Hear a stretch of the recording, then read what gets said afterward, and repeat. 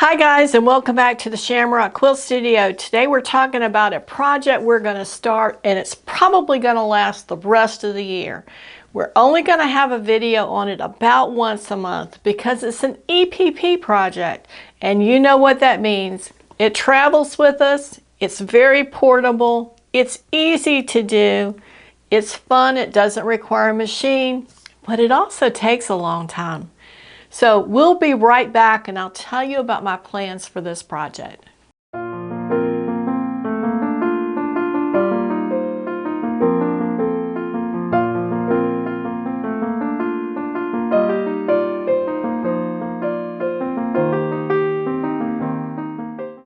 And welcome back to the Shamrock Quilt Studio. Well, hi guys, I want to talk to you a little bit today about an EPP project. You know, I've wanted to start a new one ever since I finished the last one. But I want to do something a little different, and I have really been stewing on what we can do. And I'll tell you, there was a video that I caught on YouTube several months ago. In fact, it may have been before the holidays. And the lady, and I cannot remember who she is or the name of the channel or anything, but when she's talking at her table, she has a quilt hanging behind her that looks to me like it's English paper piecing. It could just be pieced, but it just catches my eye. And it's pink, and for some reason right now I'm really into pink. But we've done a lot of pink projects, and I'm not sure that's the color that we're going to go with. But a little bit about what I remember about the quilt design. And I am going solely from my memory because I thought I screenshot a picture of it and saved it. I thought I saved her video so I can look at it later, but I can't find any of it. So I've really been racking my brain trying to figure out what this was, because it would be easier if I could see it again. That is not happening, apparently, unless I just happen to randomly come across her video again.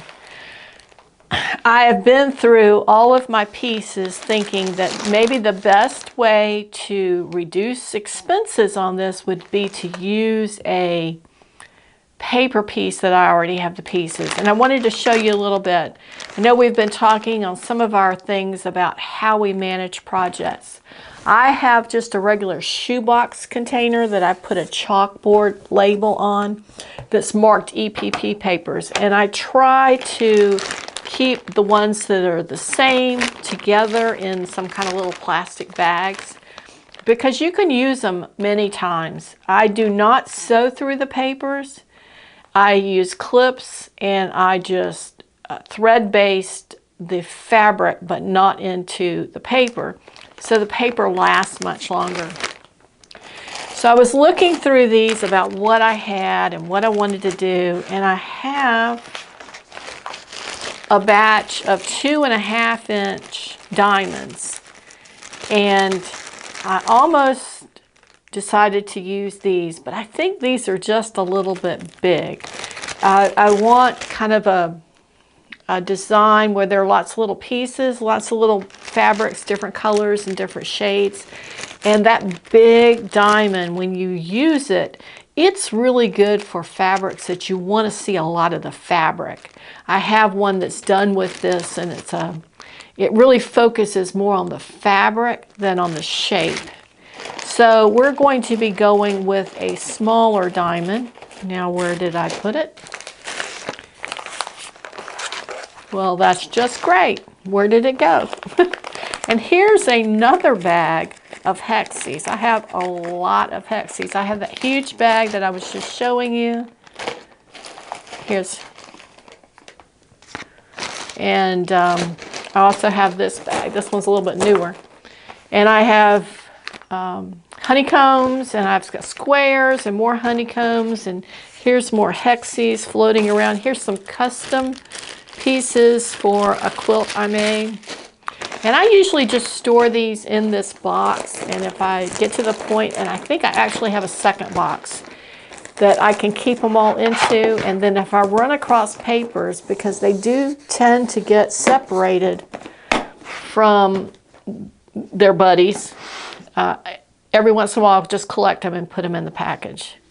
That's a honeycomb. I thought it was a diamond. What I'm using, and here they are. I'm going to be using a diamond, but I'm going to use a little smaller one. And this one is well used. You can look at the edges and see that all the little places where the needle caught the edges when we were sewing them together. This is a 60-degree diamond, and the sides are 1 3/4 inches long. That's what I'm going to be using. Now, my first thought was to use the pink like the quilt that I saw, but I think I'm not going to do that. I think I'm going to use a different color scheme. And the color scheme that I'm thinking of today is to use yellow and blue. I've seen lots of fabrics where they combine those two colors, and it's very charming. And then for the neutral in the pattern, I'm going to be using either a white or a very, very, very light gray, just something with just a little bit of tint into it to make it a little bit different. And I think I'm going to have to go and find those fabrics so I know how they're going to go together. And then here's a picture of this size diamond, or not a picture, but a little example of this size diamond, how they come together in the middle for a 6-point star. And on this particular design, then one of these diamonds is placed horizontally to make it a 5-sided, right? 1, 2, 3, 4, 5. Yes, I think that's right. A 5-sided shape. And then I use these in another quilt where I hooked them together. This time we're going to be using those diamonds. I shouldn't have put it back together. And we're going to be making that diamond shape. And these are kind of bent. They've had that rubber band around them.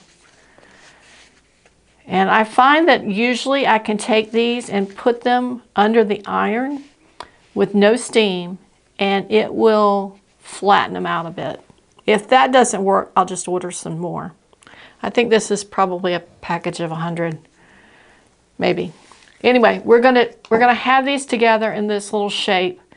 It's a 6-pointed star, and then we're going to move out from that in the same kind of shape.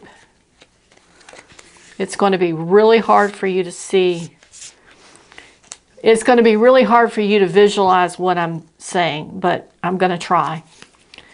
Okay, so here's your next row of shapes. And I've left a little bit of space between them just so you can see the shapes, not that we're going to do that when we do it. Okay, so there's the second row. And then it's going to continue to grow out. This center will all be one fabric.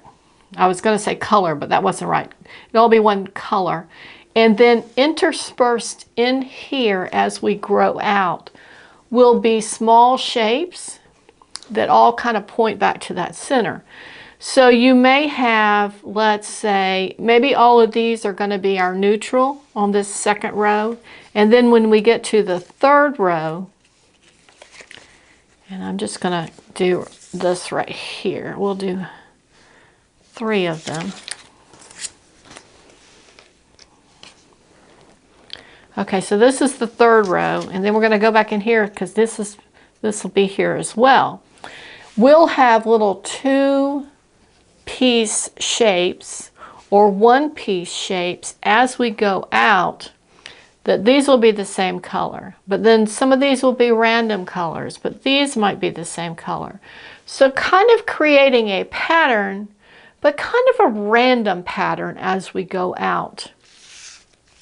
It may be that as I start working on this, what I might choose to do is have multiple blues and yellows and blues and yellow fabric and gray. Probably the gray or the white, whatever's the background, will stay. The neutral will be the neutral.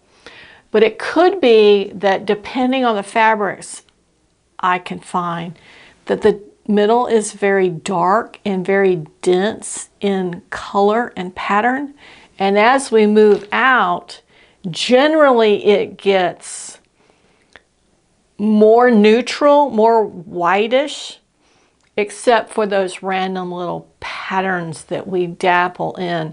And I think most of those will probably be just the two pieces that come together like this. But as we play with it, we'll know a little bit better what we're looking for. And I guess the theme in my recording today is going back to that designing a quilt series that we're working on, in that all of our quilting, at some point, we have to think about design. Unless you've just picked up a pattern and you're going to follow it exactly the way it is, the same colors, the same fabrics. Maybe you bought a kit. You're just producing what's already been created. But 90% of what I do, maybe even closer to 100, is taking a starting point and jumping off to do something else.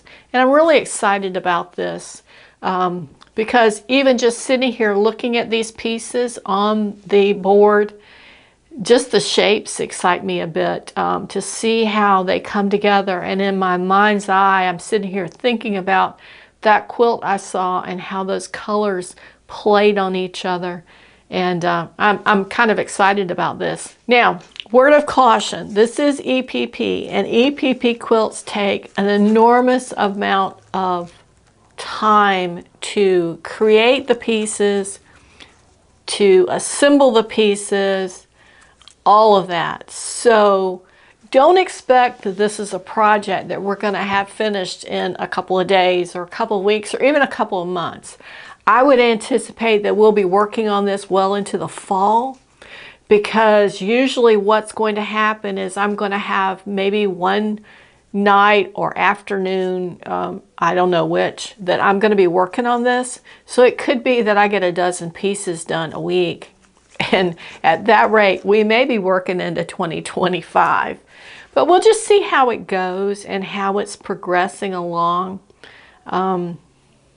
I think this is going to be probably throw size versus bed size. I don't know, frankly, if I have the patience to do a bed size. I always have a problem saying that. Bed size EPP quilt. And EPP quilts do tend to be a bit heavier because you've got all of those seams and you've got double your fabric in most of the area of the quilt. So I'm not sure that that would even be something that I wanted. And I think the way I'm envisioning this, I think it's going to be like a sofa quilt, lap quilt, something like that. Or maybe it's a decorative piece. We may get so far into it and decide that's enough. We're going to keep it that way. That's our new project. And I always say new project day is always exciting. I'm hoping to get out and do a little shopping this week for this project. I don't know whether that's practical that it will happen, but we'll see and go from there. I hope you've enjoyed this video. If you would be so kind as to give us a thumbs up and be sure to subscribe. We're going to stick this video into its own playlist for English paper piecing. And I don't have a name for it yet. If you've got a great suggestion for a name, I'd be happy to hear that as well. If I don't come up with anything by the time I pick the fabrics and get those ready to go, then we'll definitely come up with something for it. In the meantime, just look up new EPP project for now, and we'll change that name a little bit later. Thanks so much for joining us, and we're going to see you next time here at the Shamrock Quilt Studio. Have a great day.